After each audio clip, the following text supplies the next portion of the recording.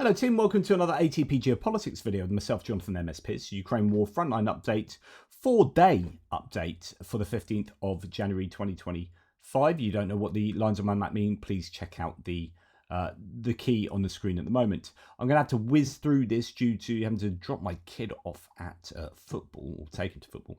So, rather quickly, the Kursk Oblast, some minor changes, not too crazy considering the Russians are really trying to push back, it seems. The Ukrainians haven't done that counterattack. Don't really know what was going on there. I think there weren't enough forces clearly to do a huge counteroffensive that we were thinking could be on the cards.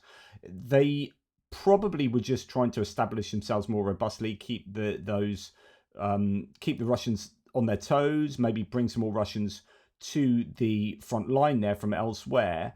They did take some land, but the Russians then massively have pushed back. They have a lot of North Koreans there that are very active, huge kind of meat waves, and a lot of equipment there too. Grayskull has suggested that the Ukrainians have made some advances in the last 24 hours around Berdin. This is already under, well, certainly the Russian defensive lines look like that on my maps already, the synthesis of both Andrew Perpetua and Surat maps, but it could be that the Ukrainians have more robust control in the middle of that area. So it could be some joy for them there, but are being pushed a little bit on the western side of this salient around Malaya Lochnia, where there's a lot of action. The Russians haven't managed to squeeze any more of this area to the northwest of there, but that seems to be under an awful lot of pressure. And then by Kozitsa, the Russians taking some more land there, but there's a huge difference between the two mappers in this area, all of Kursk really, on the north and west particularly, and parts of the east too. Well, in fact, actually in the east, it goes the other direction where Andrew Perpetua's more charitable to the Russians there, and then everywhere else it's kind of vice versa. Andrew also saying that the Russians have made some small gains in Makhnovka, which has been an area where the Russians have lost an awful lot of troops, and they have sort of attacked back there as the Ukrainians have pushed back again there. Just a bit of push and shove, but not too bad, all things considered. Like I was expecting after 4 days for there to be greater gains for the Russians there, so I'm actually, from a pro-Ukrainian point of view, not too upset with that. And the Kharkiv Kharkiv incursion by the Russians, or invasion, has not really changed. The last 4 days, still the same there. In the north, by Kupiansk, Dvorichna, the Ukrainians losing some more ground there. The Russians across that Oskil River and making some headway inside that settlement. Although no change further to the south, which is good news there. No change around Kupiansk, and a slight change, maybe rejigging the map a little bit, or the Ukrainians could be counterattacking. I don't know. Just to the east of Hlushkivka there, around what I call the Pischany sector, where the Russians have pushed to the Oskil River. They have taken some area back at Kolesnikivka, where the Ukrainians, I think, had pushed back themselves. They had a bit of joy pushing the Russians back there. Now the Russians on the attack. So a bit of push and shove in that area. Then we come down to the Makivka sector, where the Russians have made some small gains, according to Andrew Perpetua, just on the western edge of the town. Surat Maps already has that under their control, and it shows that Russians are, or at least claims the Russians are, expanding their control further to the north, but not too significant there. And when we come down to the Terny area, north of Ivanivka, on these water features, the Russians making some more gains there. Nothing too crazy, but it's inch by inch they seem to be pressing on. Good news that there's no change to the entirety of the Seversk front line around the Serebyansky forest. There are some gains up in Orikovo-Vasilivka, which is the north of Bakhmut, northwest of Bakhmut, north of the Chasiv Yar area. Both mappers claiming that the Russians have made some fairly sizable gains, considering that has been pretty static for an awful long time. And then some small gains to the south of, but significant because it's in this urban area, to the south of the eastern edge of Chasiv Yar. In fact, Surat Maps rather significantly, I'd say, saying that the Russians now control all of that urban area just to the west of the canal. But then also significantly, both mappers agreeing that some gains have been made inside the Chasiv Yar area with this. I forget what it is. Some kind of industrial facility there. That the Ukrainians did take that back. The Russians now taking that again. So I think that could be some fairly significant gains over the 4 days for the Russians there.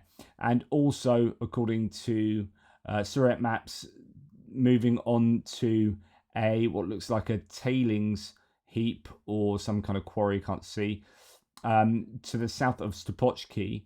That is to the west of Klishchivka, so expanding there as well. A little bit challenging for the Ukrainians there, that's for sure. Toretsk seems to be pretty much done for the Ukrainians. They are being possibly fighting on a very outskirts still, but according to both mappers, most of that is under Russian control. Grey zone as far as Andrew Perpetua is concerned, up in this very northern element of that settlement, and maybe a tiny bit of gain for the Russians towards Novospassky in the what would have been New York area.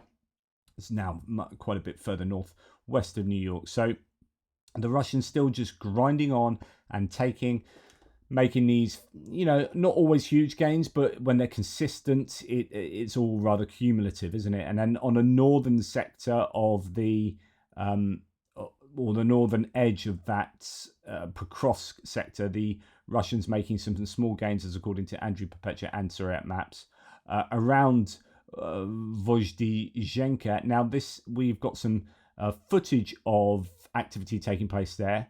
Oh, interestingly, sorry, I'm going to go back a little bit because although this is from a couple of days ago, I'm just going to go back up to Chasiv Yar.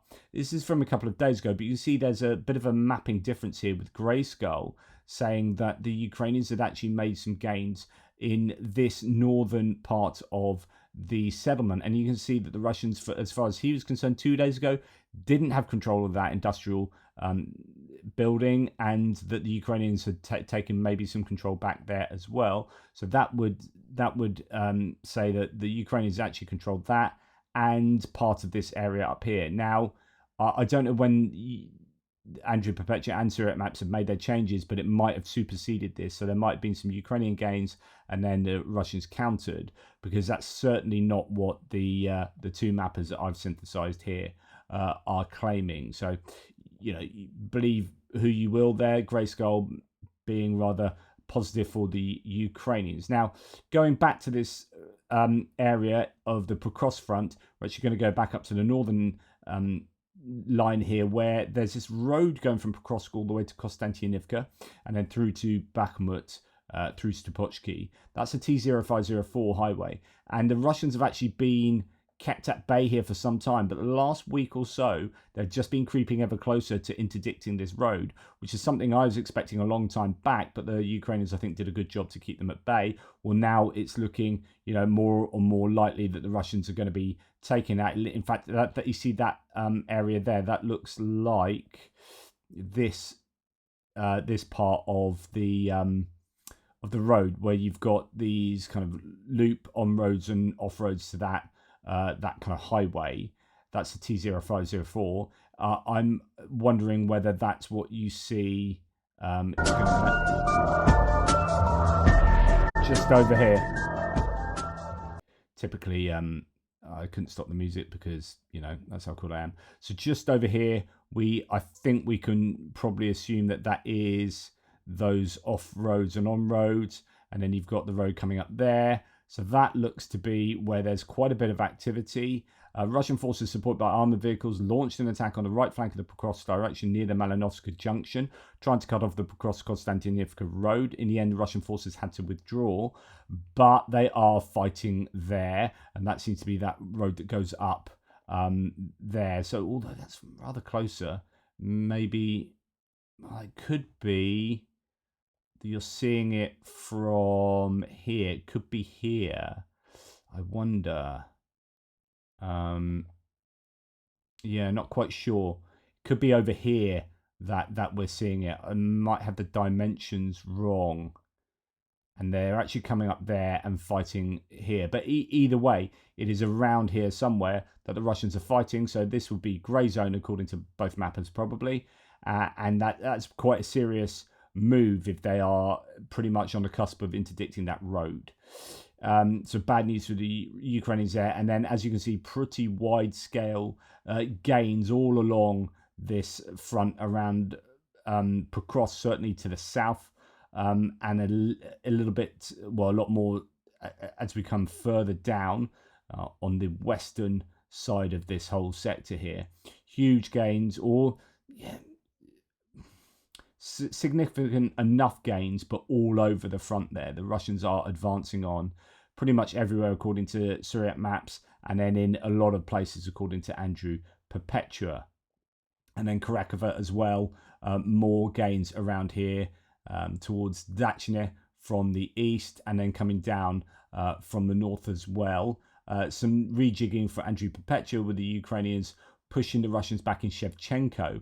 And actually, this is supported by Grey Skull, who says pro-Ukrainian channel reports the AFU successfully counterattacked west of Shevchenko in a Kurakhove direction. And that would be there. Syriac maps not showing that at all. In fact, pretty different looking map, all things considered.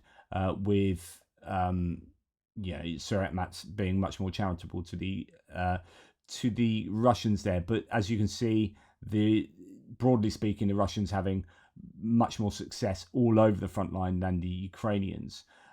Southwest of Kurakhove, the AFU has regained control over Zelenivka and captured a group of Russians, but this is all the way back on the 11th, so 4 days ago from no reports.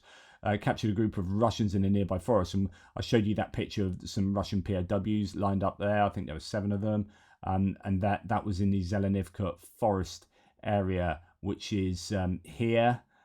So if we can put that on the map and see so the Russians back just beneath the river, and the Ukrainians taking that area up there. So the Ukrainians taking this area here under their control, which might have been grey zone previously, and both mappers seem to agree that the Russians haven't got across that river yet, so that's obviously holding them back along here, acting as a natural barrier.